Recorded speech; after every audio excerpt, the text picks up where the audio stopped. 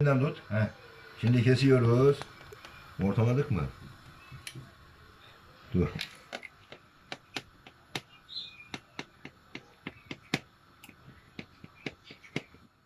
Kesiyoruz. Kesiyoruz. Hala kuruyor. Kesiyoruz. Anneciğim. Yiğit Ali, siz ne yaptınız? Pijama anne. Bilmem, dayı, dedene sor, aşçıya sor. Ne yaptık? Pijama. Biz şimdi ne yapıyoruz Yiğit'e? Tekrar Ekmek söyle. arayı- Seni çağırıyor. Matkabını yapmış. Ama ben Ekmek Sen tatlısı ne yapıyorsun yapıyorum söyle bir. matkap.